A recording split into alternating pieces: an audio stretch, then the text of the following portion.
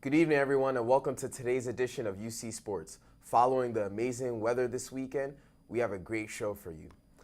That's right, Chin. A lot of UConn teams were in action. We had some good news from men's and women's basketball, so let's get you right up to speed. UC Sports starts right now.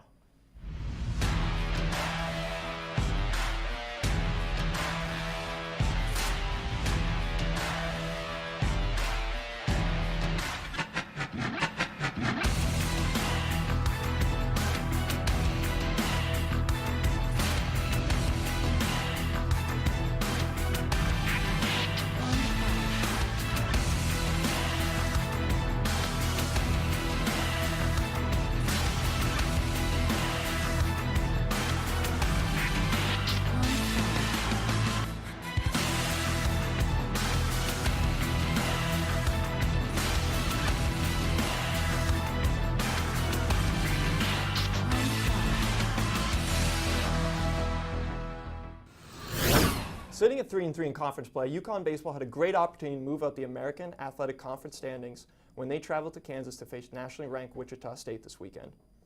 The Huskies took both games of the doubleheader on Friday, and although they weren't able to complete the sweep, it was enough to shoot the Huskies up near the top of the conference standings. Game 1 was only Colby Dunlap's second career start, but the freshman looked like a seasoned veteran on the mound. He guided the Huskies through 4 scoreless innings and limited the Shockers to just 3 hits. The Huskies finally broke open the scoring in the 5th inning after Chris Winkle shoots one up the gap to bring Stefanski in from second, and the floodgates were officially open. The Huskies nearly batted around in a 5-run 6th inning to give them a sizable 6-0 lead. Isaac Feldstein added the finishing touches when he went bridge and blasted a solo homer in the 8th inning. The Shockers added 4 runs in the late innings, but it wasn't enough as UConn takes Game 1 7-4. The Huskies didn't waste any time getting the offense going in Game 2 of the doubleheader, knocking Wichita starter Liam Eddy around for 5 runs in the 1st inning. Feldstein and Thad Phillips kept the runs coming in the 4th inning when they hit back-to-back homers. Starter Mason Fioli recorded 8 strikeouts and gave up just 2 runs in a 6-inning effort that was more than enough to pick up the W in the 9-2 victory. Wichita State desperately needed to score some runs on Sunday if they were going to avoid the sweep on their home field. Well, mission accomplished. The Shockers exploded for 5 runs in the 1st inning for an early 5-1 lead. In the 3rd inning, John Topa puts a dent into the deficit when he plays wall ball off the right field fence to score a run. Topa would later score on a sac fly to make it 5-3. After the Shockers tack on a pair of runs in the 6th inning, Chris Winkle hits a ball past the right fielder and 2 runs come in to score. Woodworth would add an RBI in the inning to make it 7-6 Wichita in the 7th. But it was the closest the Huskies would come as the Shockers score 8 runs in the final 2 trips to the plate. Wichita State wins the battle 15-7, but the Huskies win the war as they take 2 out of 3 of the series. Although the weather may not seem like it, it is spring, and there's no surer sign that it is on its way to summer than UConn's spring football game. The Huskies capped off their spring season by playing their annual inter-squad scrimmage for their friends at the Rent Field on Saturday. The offense scored a combined 10 touchdowns, and senior quarterback David Pindell threw 2 TDs with 268 yards through the air. Redshirt freshman Brandon Bissack added 2 touchdowns of his own and threw for 142 yards. Devin O'Reilly led all running backs with 130 yards on the ground, while Kyle Buss led all receivers with 5 catches for 116 yards. O'Reilly was the story in this one, as a second-team running back exploded in this game, really impressing a lot of fans and coaches with his performance after 1 rushing attempt last season. The Huskies will need a replacement after losing Arkel Newsome, and if Donovan can keep up this production and looks as good as he did in this spring game, he may be in the mix for that top RB spot. David Pindell gave us his thoughts after the game. I think the guys came out with energy. They came out, they did their job. Everybody was having fun, and they learned the base of the offense. That was the whole goal of the spring, to just learn the core of the offense. This is a new offensive coordinator. We don't have really that many weeks to master it. So that's the biggest thing that I'm proud of everybody doing. They came out here, they built chemistry, they played hard, and everybody finished healthy. Fans will have to wait a long time to see the Huskies hit the gridiron again. UConn will open their season on August 30th as they play host to the defending national champs, UCF. Coach Dan Hurley has inked his first commitment as the head coach of the Huskies, as Brendan Adams announced his commitment to UConn. The 6'4" guard for Baltimore, Maryland is a 3-star prospect who will look to contribute to the Huskies with his efficient perimeter shooting. Adams initially committed to URI, but decommitted following the departure of Hurley. Shortly after Duquesne grad transfer Taryn Smith committed to the Huskies. Smith is a point guard who can play off the ball and will look to bring experience to the young UConn team.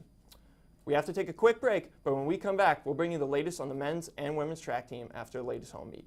Keep it right here on UC Sports.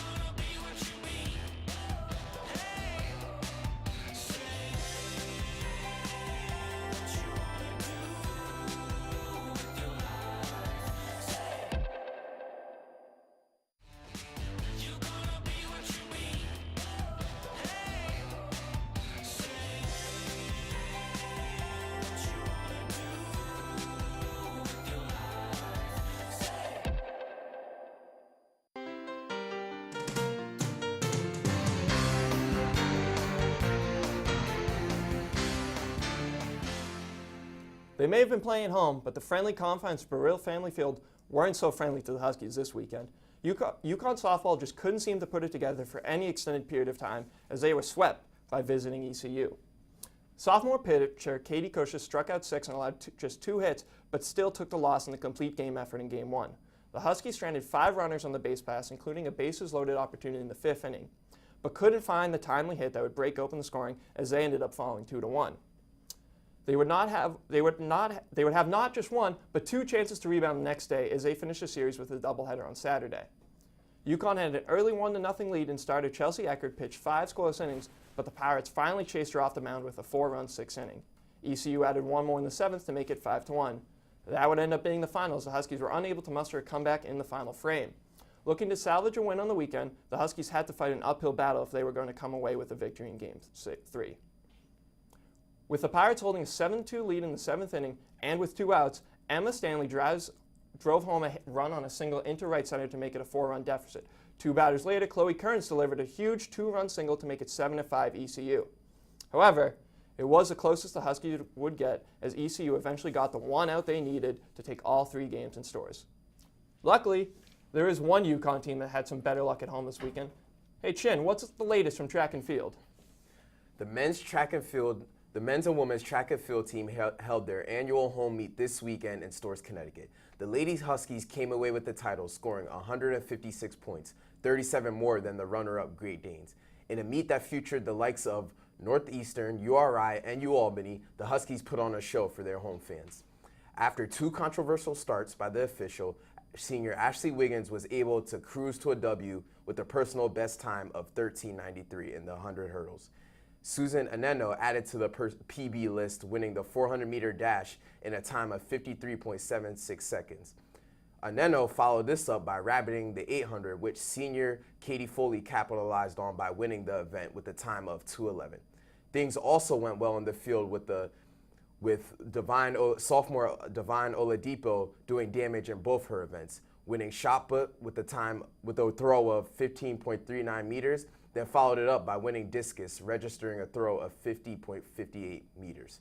Classmate Thalia Galam and Chanel Bussis continued the winning ways as Galam threw 44.42 in javelin and Bussis threw 58.02 in hammer throw.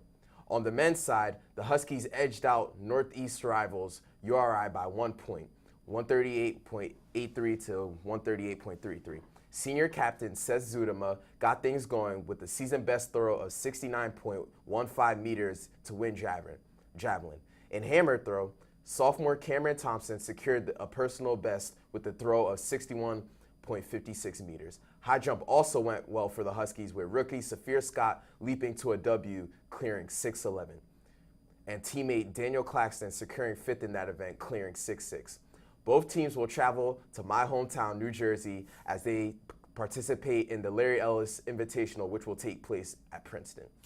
We got one last commercial break, but when we come back, we got the latest from Lacrosse, NBA plays, and also the WNBA draft.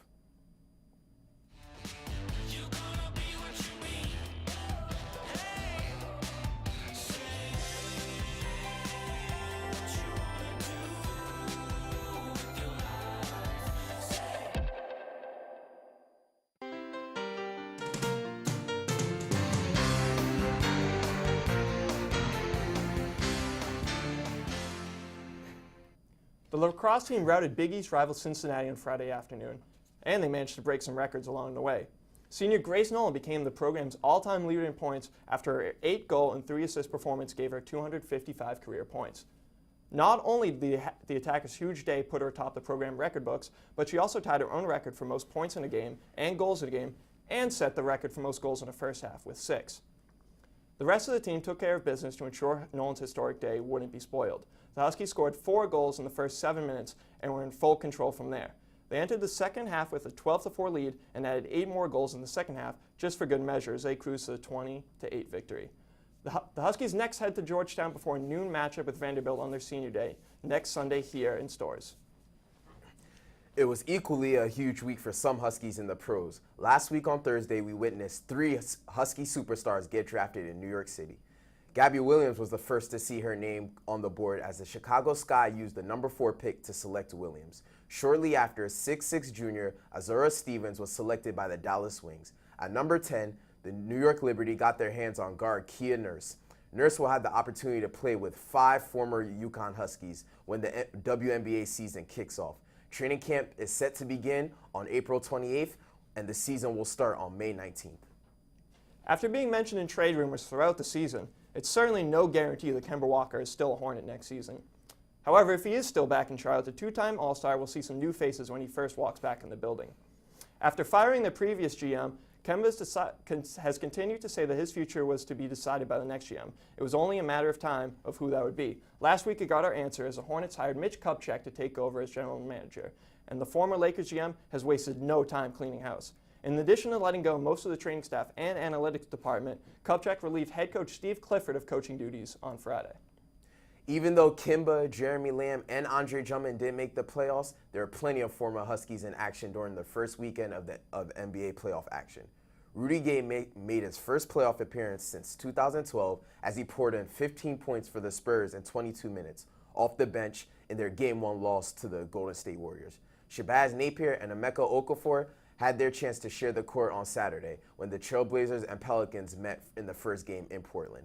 Shabazz contributed with 6 points in 14 minutes of action, but unfortunately, Okafor did not see the court in his first playoff game in 7 years, as Anthony Davis had a monster game, lifting the Pelicans to a Game 1 victory over the Portland Trailblazers.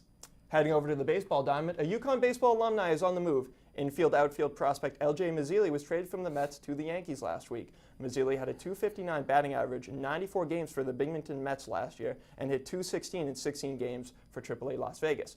Mazzilli was traded for outfielder Kendall Coleman, following in the footsteps of his father, Lee Mazzilli, who also made the jump from Queens to Brooklyn during his playing days. And as far as first years out of college go, former UConn big man Amita Breimer has had a pretty good one.